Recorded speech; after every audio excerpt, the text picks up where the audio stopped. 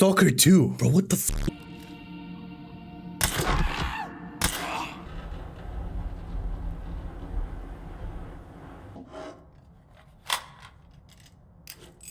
Look, when I started to write this essay for my impressions on Stalker Dose, I felt super mixed in all honesty, because on one hand, my time in Stalker has been nothing short of amazing. But at the same time, I've been reading copious amounts of Reddit posts and just some background of the game about how it is missing what is essentially the bloodline, or the thing that makes Stalker games, well, Stalker games. And I'm talking about the A-Life system, or in this case, the A-Life 2.0 system that should have been updated in a better version of the original trilogy's A-Life system, which we'll get into in a bit. These titles are known for this system, of course, but in regards to Stalker 2, I should be saying the lack thereof this system, really. Now, Stalker 2 is a hardcore survival RPG that throws you into the heart of Chernobyl, and that's pun intended, of course, and asks the question of, can you survive essentially in a harsh world of bandits, stalkers, feral animals, and all those fucking bloodsuckers? Holy crap, they are so annoying. Now, this game on paper sounds like, well, the greatest freaking game of all time, and if you have read or seen anything about it pre-release, then you would have been as hyped as I was coming into this game. And while the game does deliver in a lot of things that we'll get into in this video, it does unfortunately fall short in some other things, and ends up really affecting the overall experience of the game. So subscribe if you're new, and let's get into whatever the fuck Stalker 2 is, and if you should be playing it, of course. Number Dos, Mr. Stalker is not a direct sequel, apart from, well, having the number 2 behind its name, as you are a completely new character, but in the same exact world of Chernobyl, of course, about a decade later from the original trilogy, if the trailers are to be believed. Now, as for the story, or the premise of the story, really, you are essentially a treasure hunter that wants to find treasures, and these treasures, they come in the form of relics. And while I won't really get into the story stuff any more than that, because, well, that's for you to potentially figure out for yourself, broski, we like to focus more on the moment-to-moment gameplay and the fun factor on this channel. But what I will say in regards to the story is that I really enjoyed the backstory that was here in the main protagonist, Skif. He's a Ukrainian, I think, guy whose name is Skif for some reason. I've never met a guy named Skif. But in any case, I'm not really focusing on that. Or that everyone has a British accent in this world, which blows my mind.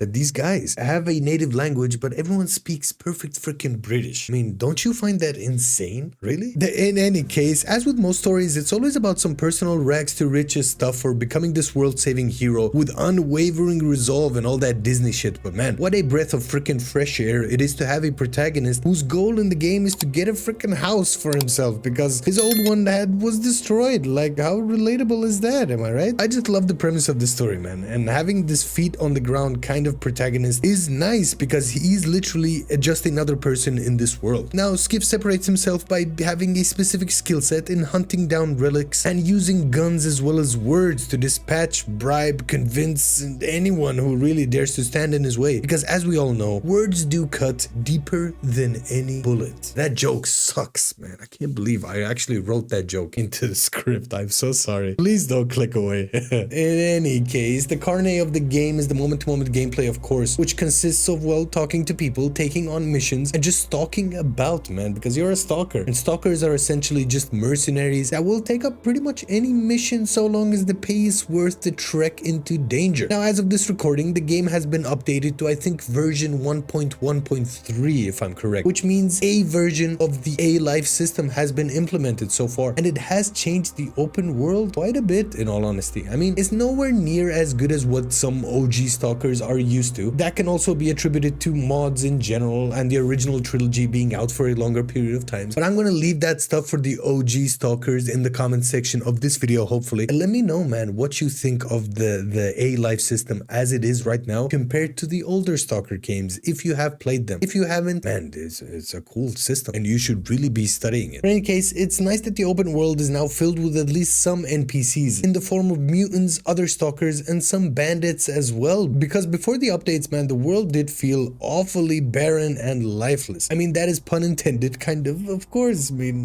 you're in Chernobyl, you're in a part of Chernobyl. It's not supposed to really have life in it, except for some three-eyed fishes, which I don't know if that was a real image, but yeah, that was a thing back in the day. Everyone was like, oh my god, fishes coming out of Chernobyl have 3 eyes, but never to be seen again. I also read a thing about some old woman who refused to leave Chernobyl, and she lives there still, or died, or I don't know. Look, I'm getting sidetracked. In any case, now I will openly admit that collecting caches in the map and looting overall can be a bit disappointing because you always hope to find like a new weapon or something fancy, something shiny that really makes the ordeal worth you risking your life for, or also conversely, again, risk the stability of your PC. Because look, I do have to be very honest with my thoughts on this game. Like, I ain't here to bullshit or lollygag or anything, because there are times where I absolutely love the game with how the gunplay works, as well as the inventory system and the looting as a whole in general. The fact that all the NPCs have names, and that with the current iteration of the A-Life system, the NPCs actually have things to do in the world. Like, that is insane but awesome. I really don't know how to explain how it all works because I'm not tech savvy in any way, shape or form, but think of it as a kind of randomized encounter system where you might find random bandits or random mutants that have inhabited a place and they just live there, and then you have to clear the place, of course. It's kind of like a roguelite, kind of, where it's all randomized. Look, I'm doing a terrible job at explaining this, and all of this is awesome, but as I say that, it's nothing really new in terms of open world games in general, because other games also have stuff happening around you, but because it is random in this game, I don't know about you, broski, but I find that very interesting because that thing might not happen twice and it makes it very unique. Some of these moments are goated gaming moments that might be completely unscripted, and if everything in this game were to work as intended, I honestly think Stalker 2 would, without a shadow of a doubt, be game of the year. It would, more than that, probably it would be talked about like Elden Ring is talked about, or Baldur's Gate 3, for example, is talked about. Metaphor, ReFantazio, man, which again, look, parents, I'm looking at you, man. I still haven't played the game, so don't get on my ass because of that.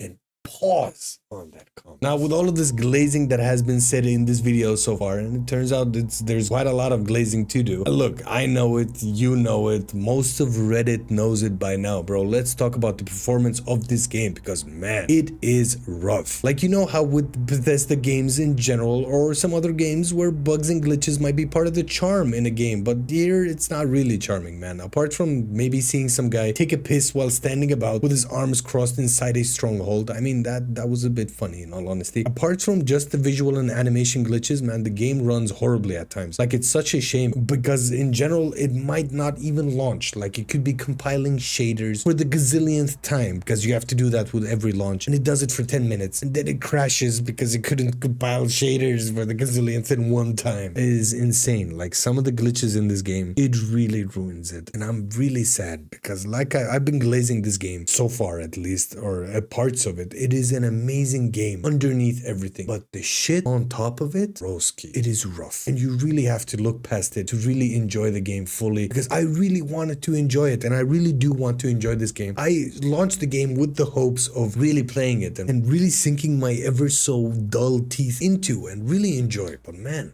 the fact that you're not really sure, it's a coin toss every time you launch the game. You don't know if it's gonna launch, at least on PC. I don't know what it's like on console, in honesty, but on PC, man, if you launch the game, it's a coin toss on whether it actually works or not most of the time. Now, it's getting better slowly but surely, but in general, man, it is just frustrating to play a game that you know you might not even get to play, and it really does ruin the hype that you have behind launching the game and playing it. You might just hop off of it after a few tries and play fucking Path of Exile, because that game is in early access, but it runs like a freaking dream, or at least did after the launch of the game and the early days where it was patched, because there's so many people trying to get into the game. Like, I'm gonna make a separate video on that. I'm just ranting because I do love to rant. But in my 25-ish hour experience so far, man, I have had a ton of fun overall, which might sound very contradictory to what I have said in this video so far, but ultimately, look, there is a ton of fun that is to be had in this game. It's just a shame that everything that is on top of the fun is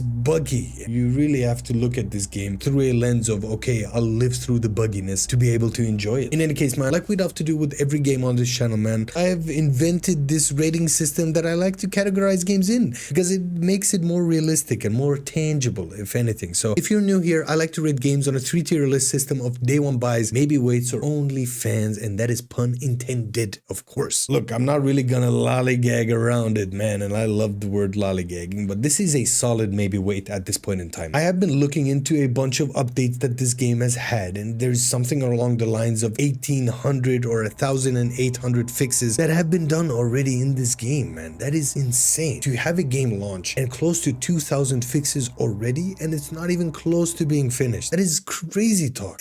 Why did they launch a game in that state? I mean, insane, right? And also conversely, man, I gotta be very honest, some people have had less issues and glitches, and like I've already mentioned, with my time in the game, man, it's been somewhat fun. And like I said, man, this game has the potential to be the game of the year, but as it stands right now, it is really, unless you have a tolerance of looking past glitches, bugs, and performance issues, man, you're gonna enjoy this game fully, man. There is full on a game of the year contender game behind all of that shit that there is in terms of performance. But as it stands now, for the new Stalker experience, let's say, man, you need to have a definitive experience in these games to really sell the product. And this game, this is nowhere near definitive. I gotta be very honest with that. This has turned into such a long rant video because I'm going off the cuff. I'm going off the shelf, off the freaking... I can't remember the last time I actually looked at the script as well for writing this video. But in general, man, as for definitive experiences, this is not it at this moment in time. I'd probably even bump it down to OnlyFans at this moment in time. But like I said, man, I've said it multiple times already in this video. Like, going past all the issues, if you really play the game, once it is fixed, this is a